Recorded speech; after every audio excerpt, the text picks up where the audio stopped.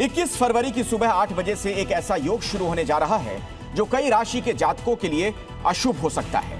इस योग का नाम है वैधृति योग, यानी अशुभ योग।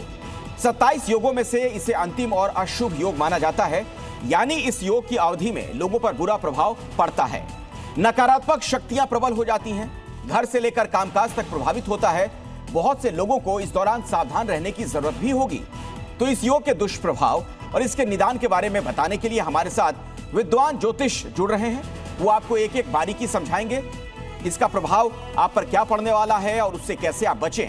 लेकिन पहले एक रिपोर्ट आपको दिखा देते हैं। 40 घंटे बाद बड़ा बदलाव, 40 घंटे बाद बड़ा ज्योतिषीय बदलाव होने जा रहा है। 21 फरवरी को सुबह 8:09 पर वैधृति योग बनने जा रहा है। इस योग को ज्योतिष में शुभ नहीं माना जाता। 3 राशियों पर इसका विशेष प्रभाव पड़ सकता है। वैधृति योग में सूर्य और चंद्रमा एक विशेष स्थिति में होंगे। इस दौरान लोगों को पैसों की किल्लत का सामना करना पड़ सकता है। कुछ लोगों के रिश्तों में कड़वाहट आ सकती है। इसके साथ ही सेहत संबंधी समस्या भी चुनौती बन सकती है। ये जानना बहुत जरूरी है कि सूर्य और चंद्रमा की योग से बनने वाले वैधृति योग से किन राशियों पर बुरा असर पड़ेगा और किन लोगों को ज्यादा सावधान रहने की जरूरत है। साथ ही किस देवता की उपासना से बनने लगेंगे बिगड़ते हालात। 3 राशियों पर संकट, क्या समाधान।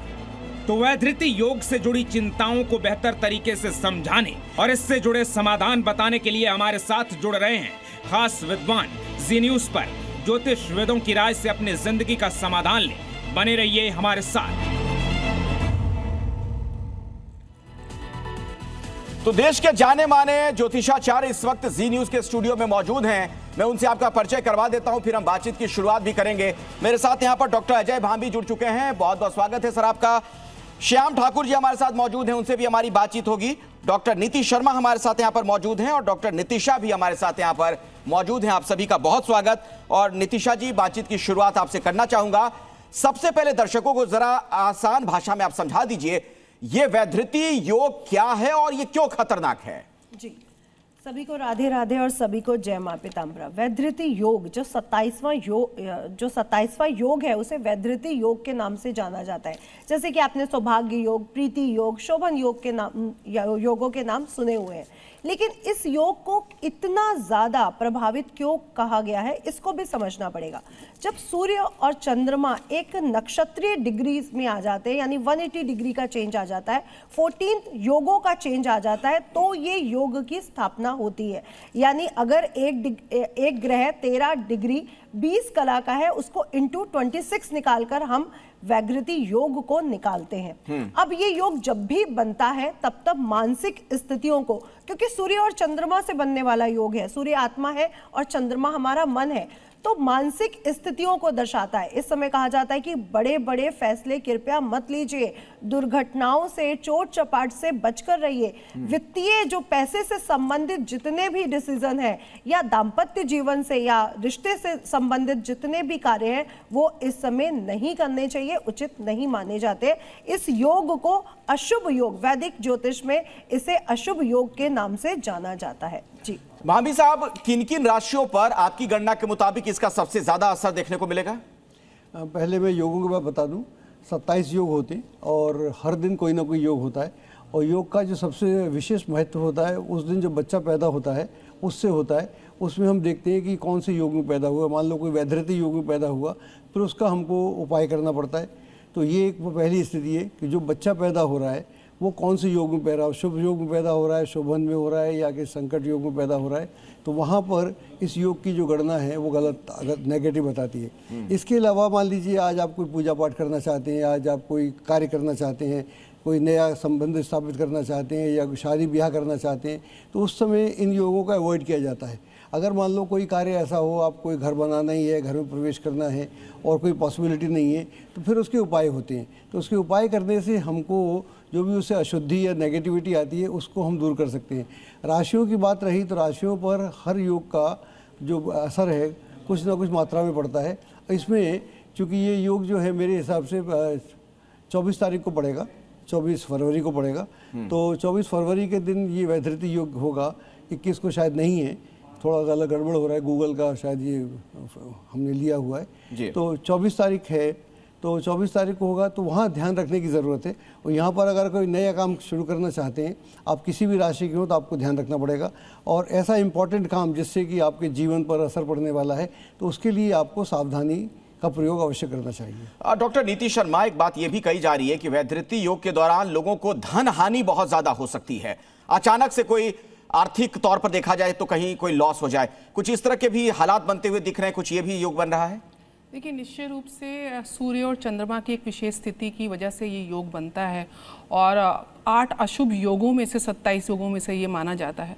और जैसे कि नितिशा जी ने बताया, सूर्य आपकी आत्मा का कारक है, आपकी पिता का कारक है, सत्ता का कारक है, जो गवर्नमेंट अथॉरिटीज़ से जुड़े हुए जो व्यवसाय कर रहे हैं या वहाँ पे कार्यरत हैं उनसे जुड़ा हुआ है। और कहीं ना कहीं आपके स्वास्थ्य का भी कारक, आरोग्य कारक सूर्य को माना जाता है। और दूसरी तरफ चंद्रमा जहाँ मन का कारक है, वहाँ धन को भी डिनोट करता है, क्योंकि मन की अवस्था से ही कहीं ना कहीं आप धन के लिए प्रयासरत रहते हैं। तो निश्चय रूप से इस योग के प्रभाव से आपकी आर्थिक स्थिति जो है, ऋण लेने अगर आप जा रहे हैं इस योग के काल में, तो आप थोड़ा सावधान रहिए। पैसों की लेन देन में आप थोड़ा सावधान रहिए। कोई भी आपकी जो वैल्यूएबल प्रोडक्ट्स हैं, चाहे गोल्ड है, ज्वेलरी है, उसको अगर आप ऑपरेट कर रहे हैं, कहीं रखने जा रहे हैं, क्योंकि इस योग के प्रभाव से ऐसा माना जाता है कि आप कि जीवन में जो गतिमान है वहाँ पे स्थिरता आ जाती है, यानी कि जो प्रोग्रेसिव आपकी लाइफ चल रही है वो कहीं ना कहीं स्थिर हो जाती है। मतलब अचानक कुछ ऐसा आघात लगेगा कि जिंदगी रुक सी जाएगी, ऐसे लग सकता है। इसीलिए विशेष रूप से, क्योंकि इस योग के प्रभाव में आप ये भी देखेंगे कि राहु केतु एक्सिस में सूर्य है, तो कहीं ना कहीं भ्रम की स्थिति को ये जन्म देता है। आप किसी से, जब आपको कोई भी आपके वर्क स्टेशन में आपको कोई सजेशन दे रहा है, तो उसको क्रॉस चेक जरूर करिए, डॉक्यूमेंट्स को साइन करते हुए, क्योंकि बुध भी इस समय राहु के साथ युति में है। तो कहीं ना कहीं आप कोई डॉक्यूमेंट साइन कर रहे हैं, कोई भी फाइनेंशियल लेन देन कर रहे हैं, आप शेयर मार्केट में इन्वेस्ट कर रहे हैं, तो कम से कम इस योग के समय आप अवॉइड कर सकते हैं। तो मतलब आंख मूंद पर इस दौरान आंख मूंद कर किसी पर भरोसा ना करें, बिल्कुल नहीं, ये कहना चाह रही हैं आप अपने लक के ऊपर मत डिपेंड करिए, आपको बहुत ज्यादा अपनी बौद्धिक अलर्ट रहने की जरूरत है, सावधान। मैं आऊंगा। देखिए, एक बड़ी जरूरी चीज हमारे दर्शकों के लिए कि इस दौरान बचाव कैसे करें, क्या क्या आप करें कि आपको कोई नुकसान ना होने पाए, आर्थिक तौर पर, सेहत के लिहाज से देखा जाए या करियर के फ्रंट पर भी, उस पर मैं आऊंगा। लेकिन श्याम ठाकुर जी, पहले एक छोटी सी बात जरा बता दीजिए, क्या कुछ ऐसा भी है कि इन राशि के लोगों को बहुत ज्यादा सतर्क रहने की आवश्यकता है? देखिए, गणना के हिसाब से सबसे ज़्यादा असर जो पड़ेगा वो मेष राशि, कर्क राशि और तुला राशि। हालांकि इसके बावजूद सभी राशि वालों को सावधान रहने की ज़रूरत है। जो भी इम्पॉर्टेंट डिसीजंस हैं, अहम फैसला है, इस दिन आप अवॉइड करें और ऑफिस पॉलिटिक्स से काफ़ी बच करके रहें। ऑफिस पॉलिटिक्स के अलावा कोई भी नया काम इस दिन खास करके आप शुरुआत ना करें, यात्रा की शुरुआत ना करें। कोई इंपॉर्टेंट काम हो, कोई इंपॉर्टेंट मीटिंग हो, तो इस दिन को अवॉइड करके अगले दिन का आप शेड्यूल करें। तो बड़े डिसीजंस को इस दिन, बड़े फैसले को आप अवॉइड करें, ये आपके हित में रहेगा। जहां तक आप संभल करके रहेंगे इस दिन, और जो रेमेडीज, उपाय हम डिस्कस करेंगे, उपाय पे जो बातें होती है उस पर अमल करें, ताकि क्या उपाय करने चाहिए? अगर मैं आपसे पूछूं 2-3 प्रमुख उपाय जिससे लोगों का बचाव हो सके। देखिए, उपाय में सबसे ज़रूरी है, अलग अलग राशि वालों के लिए है। अगर मेष राशि की बात करूं तो बहुत ज़रूरी है, मंगल से रिलेटेड जो उपाय है उनके लिए लाल वस्तु का, लाल मसूर दाल का दान देना, 1 किलो का दान उस दिन खास करके मंदिर में या ब्राह्मणों को जाकर के दें। कर्क वालों के लिए डेयरी प्रोडक्ट्स का उपाय है। तुला वालों के लिए कोई ना कोई सिल्वर आइटम्स भी दे सकते हैं, क्योंकि शुक्र प्रधान है, या सफ़ेद वस्तु का भी वो दान दे सकते हैं इस खास दिन। अच्छा, मतलब आपके मुताबिक दान देने से इन समस्याओं से लोग मुक्ति पा सकते हैं, इससे बच सकते हैं, दान जरूरी है। कुछ हद तक रास्ता इनको मिलता है, जो उस दिन का पाप कटित होता है। और अपने आराध्य को निश्चित रूप से याद करें उस दिन, खास करके आराध्य को पूजा पाठ करके ही घर से निकले, या रास्ते में अगर मंदिर पड़ता हो, आप काजी आदमी हैं और मंदिर रास्ते में पड़ता है, तो मंदिर होते हुए जरूर कामकाज पे जाए। अच्छा डॉक्टर नीतिशा, देखिए, जिंदगी रुकती तो है नहीं, किसी भी दिन आपको जो सामान्य कामकाज है करना ही पड़ेगा, परिवार के स्तर पर हो या दफ्तर जाना हो, ट्रेवल भी लोगों को करना ही पड़ेगा। तो जिस तरीके के योग की बात मैं समझ पा रहा हूं आप लोगों की बातों से, या जो जानकारियां तमाम निकलकर सामने आ रही हैं, दुर्घटनाएं वगैरह भी लोगों के साथ हो सकती हैं क्या? जी देखिए, ये जो वैधृति योग बन रहा है, ये बन कहाँ रहा है, इसको भी हमें बहुत ध्यान देना पड़ेगा। कुंभ राशि में सूर्य महाराज राहु महाराज के साथ गोचर कर रहे हैं, साथ में बुध और शुक्र महाराज भी हैं, और चंद्र महाराज उनके 14 योग दूर है और ये वैधृति योग बन रहा है। इस समय दुर्घटनाओं से बिल्कुल बचने की संभावना बनती है, बड़े बड़े डिसीजन नहीं लेने चाहिए और रिश्तों के लिए भी यह समय बिल्कुल भी अच्छा नहीं माना जाता है।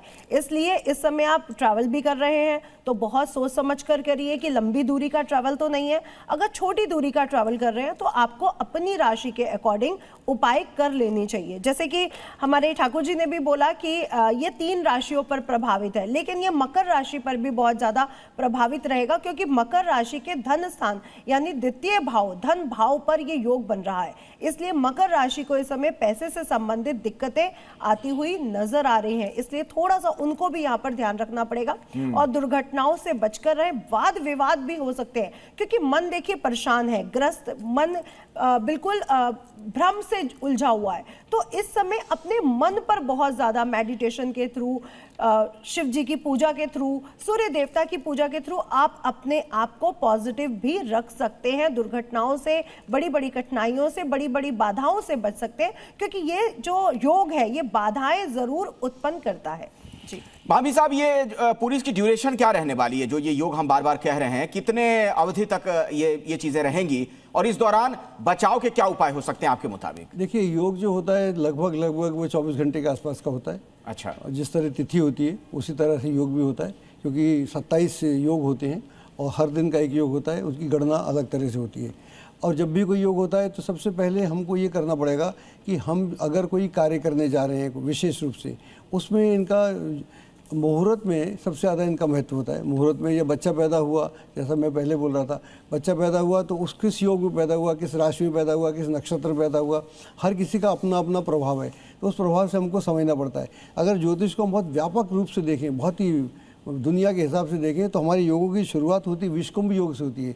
हमारे जो समुद्र मंथन हुआ था तो पहला हमारा पॉइजन निकलता है, जहर निकलता है, हलाहल निकलता है। तो जीवन की शुरुआत मृत्यु से होती है। तो ये बोलता है कि जीवन की शुरुआत मृत्यु से होती है और वह धरती में जाके हम समाप्त होते हैं। तो इसके बीच में हमारा जीवन है, इसके बीच में हमारे सुख समृद्धि और सारी हमारी उपलब्धियाँ हैं। जब भी कोई नेगेटिव योग आ रहा है या कोई स्थिति आ रही है तो हमको सबसे पहले अपने को ध्यान रखना चाहिए कि हम मन, वचन और कर्म से ऐसा कुछ ना बोलें।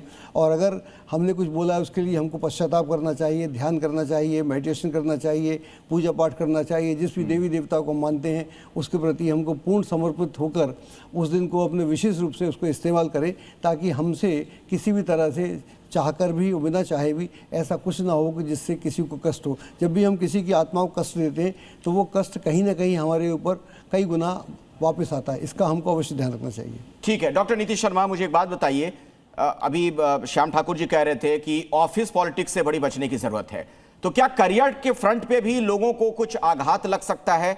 वहां पर क्या सावधानियां बरतें लोग जो घर से बाहर निकल रहे हैं कामकाज करने के लिए? अखिलेश जी, आपके प्रश्न का उत्तर देने से पहले एक चीज़ और बताना चाहूँगी कि योग को के समय जब आप उसका निवारण करते हैं, जिस समय ये पंचांग के आधार पे योग का निर्माण हो रहा है, तो जो जातक, जिन बच्चों का जन्म इस योग में हुआ है, निश्चय रूप से उनको जीवन उपरांत उनको इस समस्याओं का जो है सामना करना पड़ सकता है। तो कुछ विशेष पूजाएं कर्मकांडी ब्राह्मण के द्वारा आप इस योग के दौरान, जिन जातकों की कुंडली में ये योग है, 1 साल से पहले, अगर आपके बच्चे की आयु 1 साल से पहले या फिर 15 साल के आसपास, गौमुख प्रसव शांति जरूर करवानी चाहिए। उसके साथ साथ विशेष कलश का स्थापना करके 27 अलग अलग द्रव्य जड़ी बूटियों को से अभिमंत्रित करके उस जल से उस बच्चे का आपको अभिषेक भी कराना चाहिए ताकि जीवन पर जो ये योग कहीं ना कहीं उसके जीवन की गति को, प्रोग्रेसिव नेचर को रोक रहा है और विशेष रूप से स्वास्थ्य में, स्टडीज़ में और आपके प्रोफेशन में, पर्सनल रिलेशनशिप में बहुत प्रॉब्लम देता है। लेकिन जहाँ तक ऑफिस पॉलिटिक्स की बात है, बिल्कुल उन्होंने सही बोला, क्योंकि इस योग में आपकी जो मेंटल एनर्जीज़ हैं वो कहीं ना कहीं डिस्टॉर्ट होंगी। वहाँ पे कहीं ना कहीं एग्रेशन, डिप्रेशन, हाइपर एक्टिविटी, विशेष रूप से जो मंगल प्रधान जातक हैं, मेष और वृश्चिक राशि वाले लोग हाइपर एक्टिव होंगे, बहुत ज़्यादा गुस्से में ऐसे अपशब्दों का प्रयोग कर सकते हैं जिसकी वजह से उनका जो तालमेल है उनके वर्क स्टेशन में खराब हो जाएगा। तुला राशि वाले जातक और कर्क राशि वाले जातक, उनके लिए भी, क्योंकि कर्क बहुत ज़्यादा संवेदनशील राशि है, बहुत ज़्यादा चंद्रमा की ऊर्जा से वो नियंत्रित होती है, तो आपको भावनात्मक रूप से इमोशनल इम्बैलेंस आप देखेंगे। इस वजह से ऑफिस में पॉलिटिक्स की संभावना और ऑफिस की पॉलिटिक्स को डिकोड करने की जो आपकी क्षमता है वो कहीं ना कहीं न्यून हो जाएगी, क्योंकि आपके जो लॉर्ड है, जो ग्रह है, वो कहीं ना कहीं अरिष्ट योगों से प्रभावित है।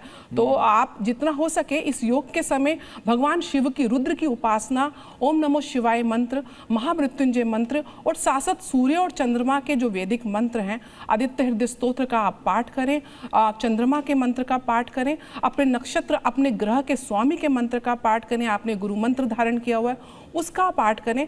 केसर और चंदन का तिलक अवश्य लगाएं, क्योंकि अजना चक्र में जब आप ये तिलक लगाते हैं तो आपका जो एनर्जीज हैं वो कहीं ना कहीं नेगेटिव एनर्जी से कम प्रभावित होती हैं।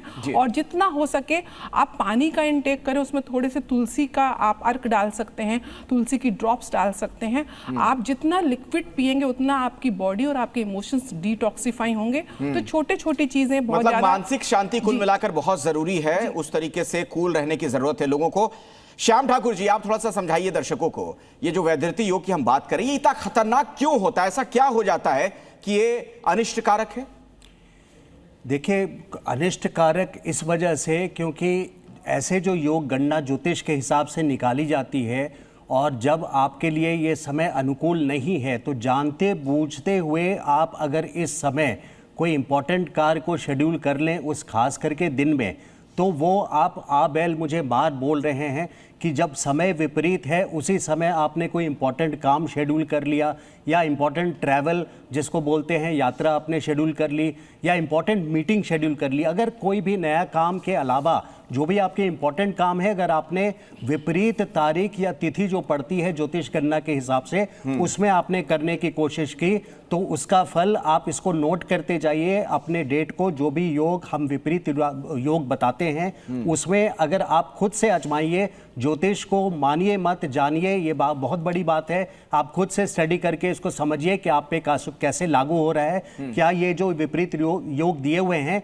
इसमें आपके लिए दिन अच्छा जाता है या विपरीत तरीके से? अब एक मेरा सवाल ये है भाभी साहब, आपसे चाहूंगा इसका जवाब, कि रोजमर्रा की लोगों की जो जिंदगी है उस पर भी इसका असर पड़ने जा रहा है, या कुछ खास नई शुरुआत जो बार बार बात हो रही वो ना करें हम? नहीं, बिल्कुल पड़ता है, ऐसा नहीं है। जैसा इसका नाम है वैधृति, और एक होता है धृति। धृति का मतलब होता है शुभ, स्नेह वाला, और वैधृति उसका उल्टा हो गया। इसका मतलब है आज के दिन जब भी ये योग पढ़ रहा है तो आपकी जो मानसिक स्थिति है बहुत संतुलित नहीं है। आप ज़रा सी बात पर बड़ा उखड़ सकते हैं, कुछ बात कर सकते हैं, कुछ कह सकते हैं जो आप नहीं कहना चाहते। जो गुस्सा हमारे भीतर बना रहता है उसको हम प्रकट कर सकते हैं, या हम ऐसा कोई लिखन पढ़त कर सकते हैं या बोल सकते हैं। तो इसकी भी हमको संभावना बनी रहती है। और ये चूंकि हर जिस व्यक्ति का टेम्पर अपना ठीक नहीं है, राशि कोई भी हो, उस दिन जिस दिन योग है उस दिन वो ना चाहते हुए वो गलती कर सकता है।